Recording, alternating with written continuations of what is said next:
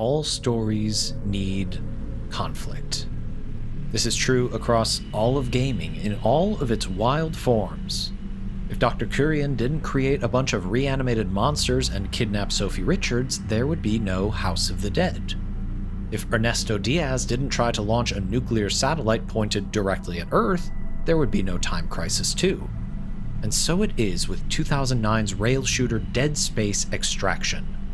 Knowing what we know about Dead Space and conflict, we can see how pieces of all 7 forms of conflict are sprinkled throughout the experience. Each of those forms, by design, add uncertainty as to whether a character's goal will ultimately be achieved, even when the story is literally on rails. We have the ability to look back from all we know of the series and apply that knowledge to this one offshoot prequel. Dead Space Extraction serves as a direct prequel to Dead Space. An introductory chapter covers the marker excavation, and the rest of the game takes place a week later, after the Necromorph Scourge has started to transform the Aegis 7 colony and shake the Ishimura. Players largely control Detective Nathan McNeil, knee-deep in a string of mysterious murders and suicides after the marker's transport to the Ishimura. He's joined by Ishimura security officer and former squadmate Gabe Weller on a routine body retrieval mission, which quickly takes a nosedive as the marker's influence tightens its grip on the colony. People turn feral, necromorphs start to manifest, and everything descends into chaos. In the efforts to regroup and escape, they meet Lexine Murdoch, a surveyor, and Warren Eckhart, an executive with the CEC Corporation. The quartet teams up to escape the colony and the Ishimura, battling all the way against a force they know nothing about. First, conflict against nature. A later character, Dr. Holwell, puts it as succinctly as one can, given the circumstances. What I've seen of the creatures indicates they have an ecology, a culture. They hunt in packs. They harvest their prey. They're not monsters, they're animals. Deadly animals. There is nothing to do but run. Necromorphs, established as far back as the original Dead Space, are driven to persist. Use their features and abilities to create more corpses to beget more necromorphs. They are driven to survive, both in the immediate, slashing at anyone who would attack them, and in the long term, operating by a primal strength in numbers mentality. In Extraction, players get more up close and personal with the tissue growths throughout the colony and the Ishimura, forcing them to cut their way through the rot in order to proceed. Same conflict. The creatures overtaking the habitat shape the habitat to suit their needs, nature overtaking human construction to make a more hospitable environment. It's why post-apocalyptic stories often see trees growing through buildings and concrete. Nature retakes space in order to make it hospitable to the creatures that remain. With more and more people being transformed into necromorphs or otherwise vacating the habitat, it leaves the way clear for a fully realized reformation of the space by the forces of nature. Next, conflict against technology. There's the easy one. While Nicole, is performing some tests and diagnostics on our crew, a simple error trips a full-blown lockdown of the medical bay. McNeil has to crawl through the ventilation network and brave the vacuum of space to take the long way around and ultimately lift the lockdown. Without that technological hiccup and overreaction, that part of the team's adventure may have gone a bit more smoothly. Now consider the chapter before. McNeil and co. have commandeered a shuttle and are leaving the decimated colony behind on approach for the Ishimura. However, the flagship has a no-fly order. Nothing is permitted to dock given everything that's transpired on the surface and the risk of additional contamination. To enforce this, the Ishimura's cannons are set to target and fire on any craft in range. Here, the conflict is twofold.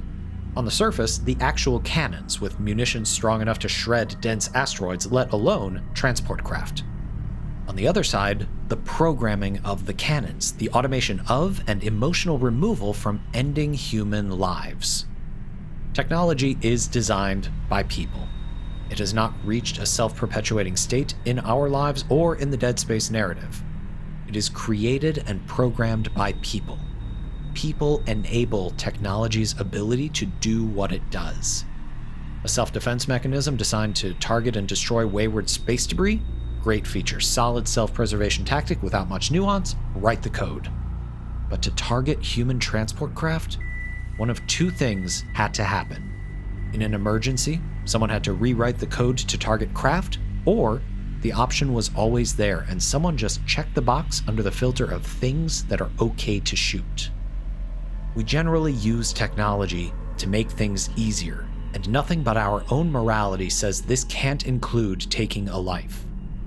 Easier to write a command and apply it going forward than to pull the trigger yourself. Technology is not inherently a bad thing. You need only look at the intent of the programmer, of those who have twisted the original code into something else entirely. Sometimes conflict against technology is in the technology going wrong, but sometimes it does exactly what it's supposed to, even if that purpose varies from person to person. That's the most terrifying part. With extraction being a shorter experience, there's not as much opportunity to dig into conflict against self.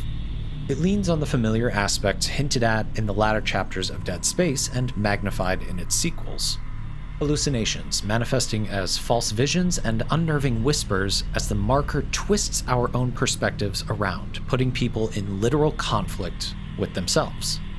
They are unable to trust what they are seeing, questioning every noise off to the side, every shadow in the corner of their eye, hesitating for just long enough. The conflict is not knowing if you're overreacting until you're safe, or it's too late. Conflict against society is an easy one. It's unitology, wormed into the corporate practices of the CEC. Remember, unitology is the single largest religion in human history, and the Church has tendrils in the CEC. They initiated staffing changes for the Aegis 7 planet crack, lining the crew and colonists with unitologists, knowing what lay beneath the planet's surface. By worming into the process that defines society, unitology is able to change the rules to benefit them and their mission. Sounds a little too familiar to me. But it dovetails smoothly into conflict against man. Spoiler alert if you're invested in a 16-plus-year-old rail shooter story.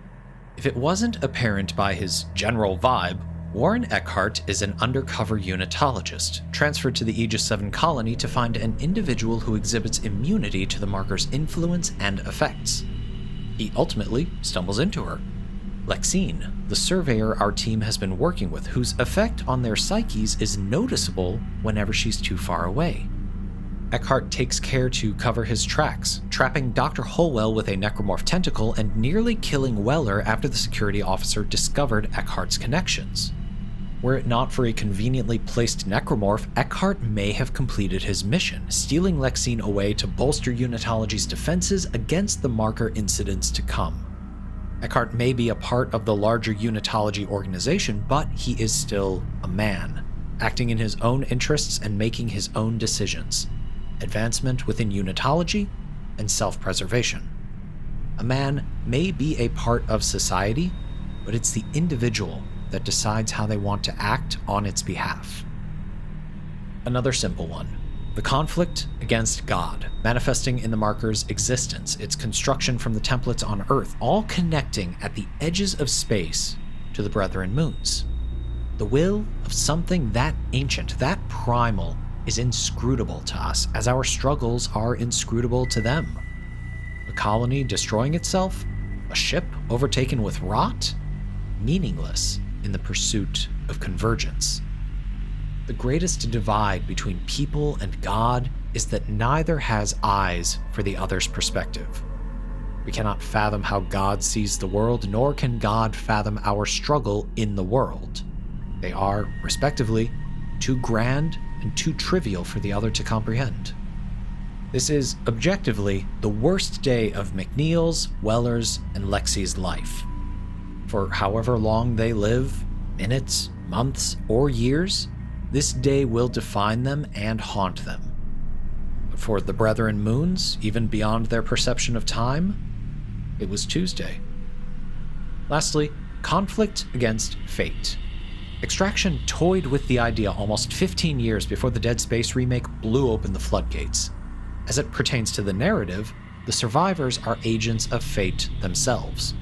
Their escape from the Ishimura precedes Isaac and co. arriving by minutes, and Isaac is subsequently waylaid by the efforts of those who came before him.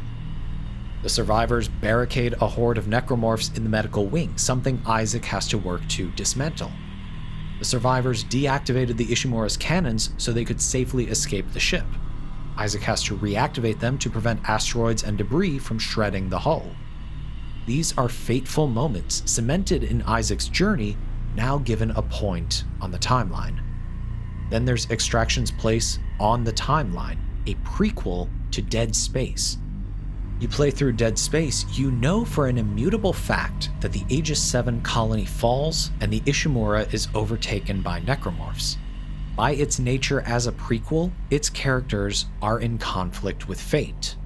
The 2023 remake cements their struggles in the new canon, giving New Game Plus players a set of logs, including rig sync data from the survivor group. They made it onto the Ishimura. They likely escaped.